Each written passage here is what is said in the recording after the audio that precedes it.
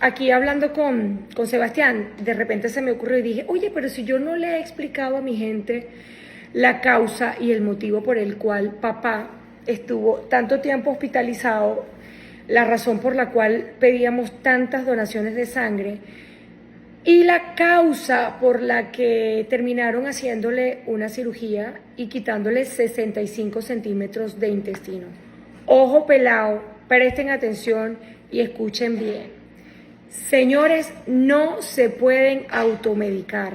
La automedicación es terrible, fatal y mortal, peligrosísima, porque mucha gente se automedica sin tener la más mínima conciencia y el daño de lo que les puede estar ocasionando en su organismo y en su cuerpo. Les echo el cuento. Papá estuvo hospitalizado porque obviamente le dio un infarto. Papá es hipertenso. Su hipertensión es emocional, cabe destacar. Entonces, bueno, le da un infarto, llega al hospital, papá se muere llegando al hospital, estuvo 30 minutos sin respirar.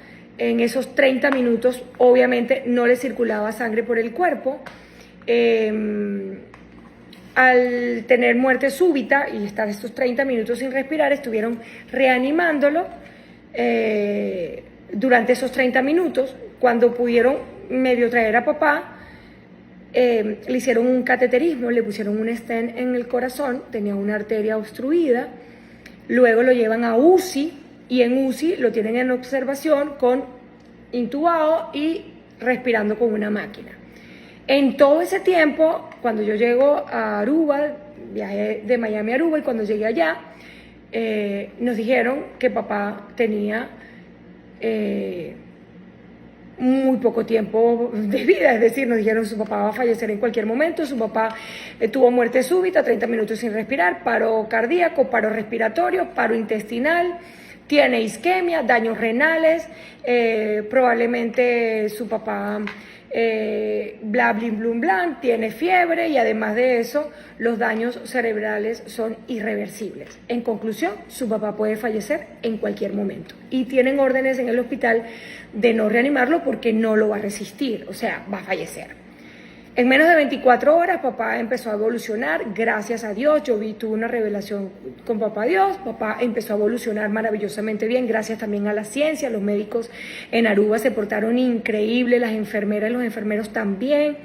Los cuidados que le dieron maravillosos. Papá tenía una leve recuperación, esas veces que lo compartí con ustedes, que papá estaba recuperándose.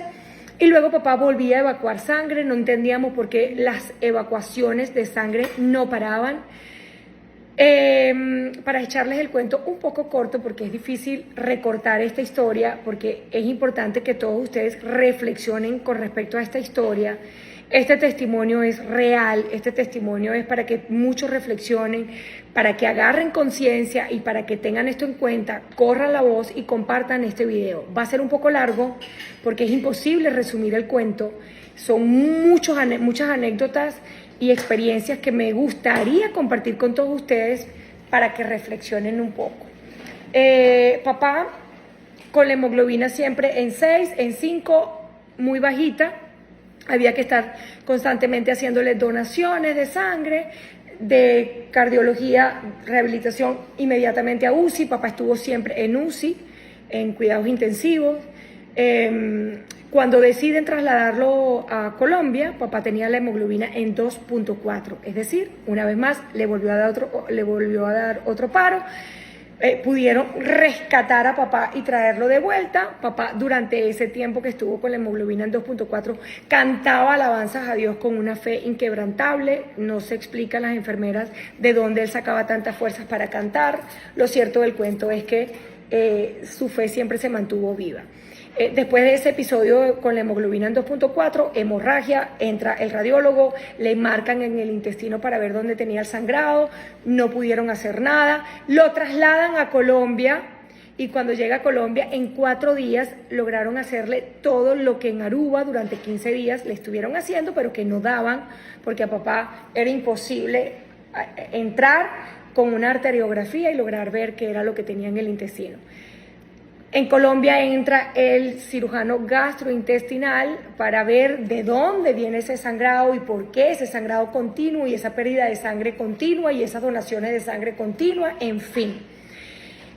Entra a quirófano y logran descubrir que donde había marcado el radiólogo en Aruba, efectivamente por ahí empezaba el problema y le quitaron 65 centímetros de intestino. Y luego que le quitaron esos 65 centímetros de intestino, cosen, pegan todo el cuento, el doctor dice, va a tener unos días con el intestino paralizado porque tiene úlcera, en fin. Papá siguió evacuando negro, era como ellos le llaman melena. El doctor no le gustaban las evacuaciones, sin embargo le mandó a hacer una limpieza, un lavado, y fue cuando lograron descubrir que papá lo que tenía era sangre muerta, o sea, sangre ya vieja en el intestino.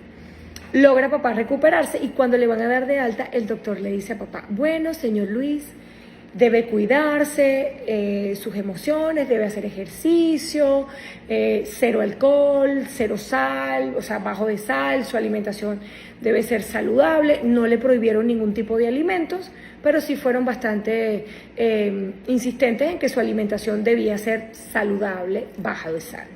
Hacer ejercicio y pues tratar de llevar una vida lo más dinámica posible. Lo cierto del cuento es que el doctor cuando le está dando de alta le dice, señor Luis, lo que sí es que usted tiene terminantemente prohibido los diclofenacos. Ibuprofeno, diclofenac potásico. Yo volteo así, le pelo los ojos a mi papá y le digo, ¿papá? Le digo, doctor, papá vivía tomando diclofenac, vivía tomando ibuprofeno, porque cada vez que sentía un dolor, se tomaba un ibuprofeno y un diclofenac. No se ponga a inventar, cuide su salud, no se automedique, consulte con su médico de confianza. Si usted es hipertenso, consulte con su cardiólogo y póngase en control y cuide su salud. Cuídela, papá está vivo, gracias a Dios, es un milagro de Dios, gracias a la ciencia, gracias a los médicos de Aruba, gracias a los médicos de Colombia que estuvieron muy pendientes de papá. Y wow, tengo muchísimo que agradecerle a todas las personas que fueron a donar sangre y colaboraron y aportaron para que papá esté vivo. Ustedes forman parte de esa vida que tiene papá, mil gracias. Y pues nada, el mensaje es ese, cuídense y si usted tiene algún familiar que está pasándola mal, dígale que no se automedique, que consulte con el médico. El cuerpo habla, el cuerpo avisa. Preste la atención, escúchelo y cuando sienta algo que no aguanta, vaya al médico y punto. Les mando un beso y un abrazo. Feliz noche. Y no nos olvidemos nunca de agradecerle a Papá Dios por respirar, por caminar, por vivir, por tener manos, pies, por existir. Papá Dios es bueno, pero hay que cuidarse. Pongan de su parte.